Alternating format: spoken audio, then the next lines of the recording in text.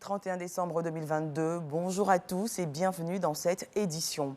Le ministre d'État, ministre de la Défense, Téné Birahima Ouattara, s'est rendu à Toubor, une localité de la région du Bounkani.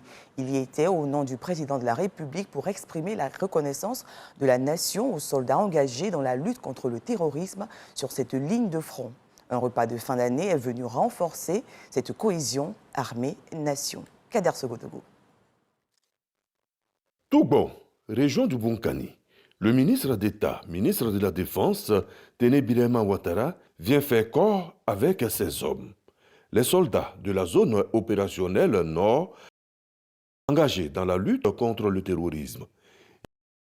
Ils sont en faction dans la localité qui a tué plusieurs attaques terroristes.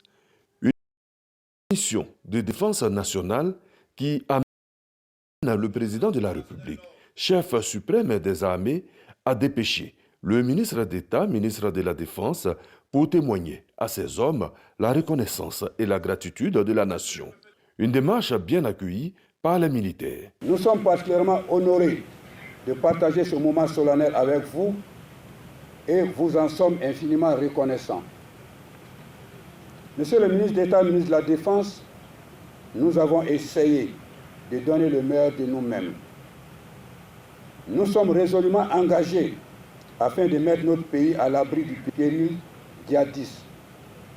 Sans tomber dans l'autosatisfaction, encore moins dans le triomphalisme, nous pensons modestement avoir obtenu quelques résultats en dépit des pertes que nous avons enregistrées. Face à la détermination et à l'engagement des soldats présents sur la ligne de front, la Côte d'Ivoire mettra tout en œuvre pour leur garantir des conditions de travail et de vie acceptables. Je voudrais, mon général, rassurer vos hommes sur le fait que le président de la République, chef suprême des armées, met tout en œuvre pour faire en sorte que les conditions de vie des soldats soient une préoccupation et la première des préoccupations.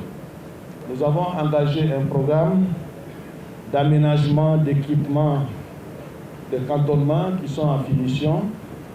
Nous allons encore lancer cette année des constructions de cantonnements pour essayer de loger le maximum de soldats qui vont au front dans des conditions décentes. Pour ce qui est des 46 soldats détenus au Mali, Téné Birahima Ouattara a tenu à rassurer. J'aurais une pensée particulière pour nos soldats qui sont actuellement détenus au Mali. Beaucoup de choses ont été dites et je peux vous assurer que nous arrivons à la fin maintenant à travers la visite que j'ai faite la semaine dernière à Bamako. Je voudrais aussi parler des rapports entre les soldats et les populations. Chers soldats, vous l'avez réussi et je vous demande de continuer à renforcer les liens de complicité que vous pourriez avoir avec les populations. Ceci est très important. Un repas de fin d'année, des dons et des hommes entreillis, chantant et dansant, la cohésion est tout simplement au rendez-vous.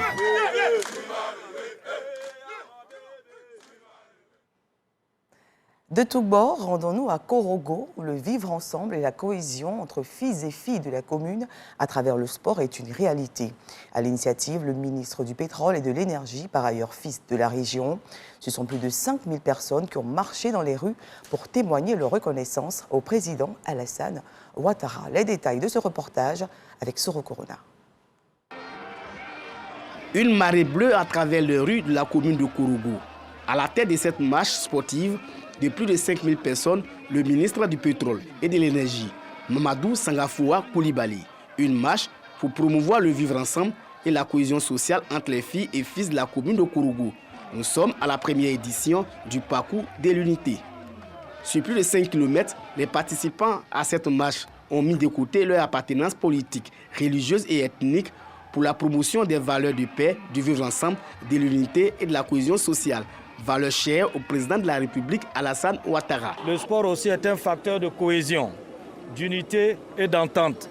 C'est pour cela que nous avons baptisé le parcours de l'unité pour caractériser le caractère d'union du sport. Ce sont des populations heureuses de participer à cette marche en dépit de la fatigue et du vent sec de l'harmattan. Tout le monde est ici aujourd'hui, de tous bords, toutes les religions. Et ça, c'est à travers le sport, il arrive à nous unir à Korogo. Le ministre Sangafoua Koulibaly, au nom des populations, salue l'engagement du chef de l'État de faire de la paix et de la cohésion sociale une réalité en Côte d'Ivoire. Au nom du président de la République, vous remercier. Oui, jeunes de Korogo, jeunes du Poro, d'ici et d'ailleurs, je vous exhorte à l'union, à l'unité, à la discipline et au travail. Cette marche pour la paix et la cohésion est suivie d'une séance de fitness. Attention. Revenons à Abidjan, plus précisément à Yopougon, une commune où la consommation de la viande de porc semble être très prisée. En témoignent les nombreuses appellations attribuées à cette denrée que l'on trouve à tous les coins de rue. Gabriel, Gabichot, Porc-Audio, les consommateurs ne manquent pas de superlatifs pour qualifier leur viande préférée. Notre reporter Ami Diarasouba s'est rendu dans la plus grande commune d'Abidjan pour nous éclairer. Yopougon, commune populaire du district d'Abidjan. C'est ici que Cowboy, âgé d'une soixantaine d'années, mène son activité de restauration depuis 15 ans. Il est connu pour ses talents culinaires, sa spécialité, la viande de porc au four. La cuisson, d'abord je viens avec la viande fraîche. Et donc le bâtiment qui est là, c'est le four. Et donc bon, les bandits sont venus enlever le portail. Sinon voilà le bac. Le bac, c'est de la matière qu'on utilise dans la restauration. C'est en alu. Et donc, c'est conseillé pour la restauration. Vous savez, avec les charges, quand on fait les soustractions, on fait tous les débits, on se retrouve par semaine à 150 à 200 000. À quelques encablures de là, Marie Assé, une autre restauratrice, propose le barbecue au porc. À l'époque, ici, on nous sert comme identité. Voilà, comme mange le porc ici. C'est la nourriture phare. Ici. Il y a deux qualités, il y a le porc africain et puis, comment on appelle, celui qui est importé. Voilà, ça veut dire africain, c'est cher, c'est ce que moi j'aime moyen, parce qu'il y a pas de cher. À Yopougon, des espaces sont dédiés au porc. C'est le cas au carrefour Gandhi. Difficile de se frayer un chemin. On trouve une gamme variée de mets à base de porc.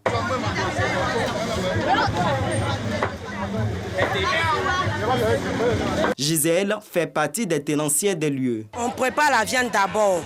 Après avoir préparé la viande, on passe au découpage qui se trouve présentement là. Après le découpage, le braisage. Après le braisage, le client peut maintenant consommer. Depuis les fêtes ont commencé, nous pouvons vendre 15 à 20 cartons de porc par jour. À Yopougon, la viande de porc fait partie des mets les plus prisés des consommateurs.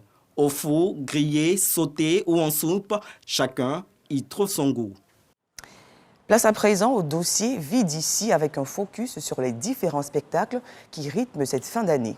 Cette période très propice aux concerts d'artistes locaux et internationaux suscite un engouement des populations.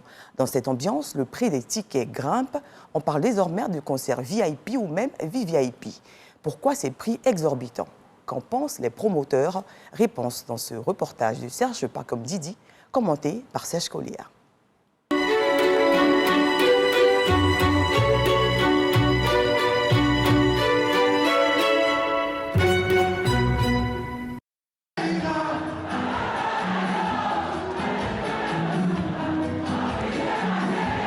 Ambiance de rumba, samedi 24 décembre 2022. Fally Ipupa, la star de la République démocratique du Congo, retrouve son public abidjanais pour le réveillon de Noël. Un concert de prestige. Les prix des tickets vont de 100 à 200 000 francs CFA. En 2020, un spectacle du même artiste avait atteint la barre de 1 500 000 francs CFA. Prestige ou surenchère? La question mérite d'être posée. L'année dernière, il y avait du monde. Et il y a ceux qui se plaignent, mais pour eux, il y a du coup les concerts grand public. Après, je pense qu'il y en a pour toutes les bourses. Donc pour chaque portefeuille, je pense qu'il y a du Fally pour chaque portefeuille. Depuis 2019, les concerts dits VIP ou VVIP en privé ou dans des salles font partie de la réalité du showbiz en Côte d'Ivoire.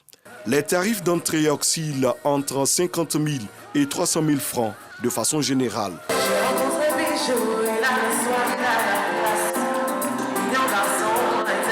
C'est raisonnable d'estimer une fourchette entre 80 et 120 millions de francs pour un concert d'une certaine envergure. Alors vous comprenez tout de suite qu'on ne peut pas faire des tickets avec ce volume d'engagement-là, on ne peut pas faire des tickets en deçà d'un certain prix. Le Palais des Congrès semble être le cadre idéal pour ce type d'événement. La location, c'est 15 millions. Le coût, il est connu, le coût il ne varie pas. Dans un passé récent, de tels chiffres auraient été inimaginables pour un spectacle. J'avoue quand même que les tarifs ont vraiment flambé. Mais au Palais des Congrès, à l'époque, on était à... Moi, quand je débutais, on était à 3 millions. 3 millions, c'est remonté après à 5 millions. Alors déjà, c'était raisonnable à l'époque. Et puis derrière ça, on avait accès au partenariat beaucoup plus facilement qu'aujourd'hui. Quand vous avez un partenaire qui vous accompagne, vous avez ne serait-ce qu'une marge de manœuvre pour faire des tarifs raisonnables. De l'avis des promoteurs, c'est une nouvelle donne qui s'impose au monde du showbiz. Les charges organisationnelles deviennent de plus en plus lourdes à supporter. Donc quand vous refusez de payer une salle qui coûte 15 millions, et que la mairie de Cocody, puisque le spectacle se passe à la mairie de Cocody, la mairie de Cocody vous impose une taxe qui peut tourner autour de 15 millions aussi.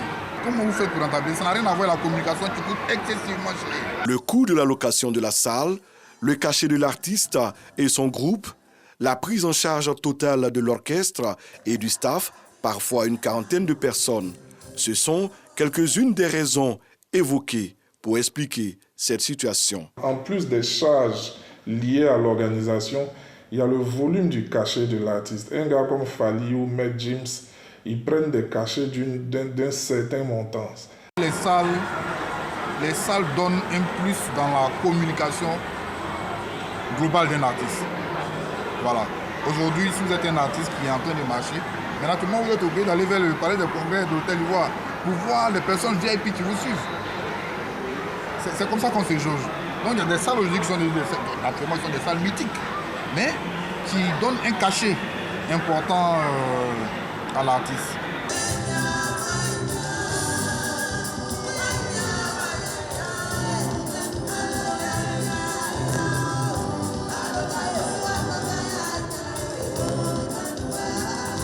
C'est une question de disposition, c'est une question de coût de la salle, c'est une question de commodité, en raison aussi du confort et de tout ce qu'on veut donner à ces fans qui viendront. Déjà, ils seront reçus sur un tapis rouge, ils seront escortés par un service protocolaire. Donc, véritablement, il y a tout un confort qui est mis en œuvre pour que tout se passe très bien. Le Burida, le Bureau ivoirien du droit d'auteur, rentre en ligne de compte. Le promoteur doit verser des sommes avant que l'artiste ne se produise. Il faut que les promoteurs sachent que la redevance du droit d'auteur à payer, c'est le fondement du spectacle qui va avoir lieu. Il y a des tarifs qui sont prévus, qui tiennent compte de leur chiffre d'affaires, etc. Mais quand les promoteurs viennent vers nous, il y a un forfait qui leur est accordé. Pour voir en prestation les artistes nationaux, africains ou internationaux dans certains espaces, il faut désormais délier les cordons de la bourse. Le concert Fally à 200 000 francs, il n'est pas normal pour moi. C'est très cher pour l'Ivoirien. Non, le prix, c'est une légende. Déjà qu'il a rempli un stade, déjà c'est à respecter. Donc ici en Côte d'Ivoire, il n'a plus rien à prouver. Abidjan, plaque tournante de la musique africaine, mérite bien son statut, surtout en cette période de fête de fin d'année. Les artistes se disputent musicalement la scène et les concerts VIP se multiplient malgré cette croissance vertigineuse des prix. Les fans et amoureux de musique, pour ceux qui en ont les moyens, s'en accommodent. L'actualité africaine est dominée au Burkina Faso par un climat de fébrilité qui s'est emparé de Ouagadougou, la capitale burkinabé depuis hier.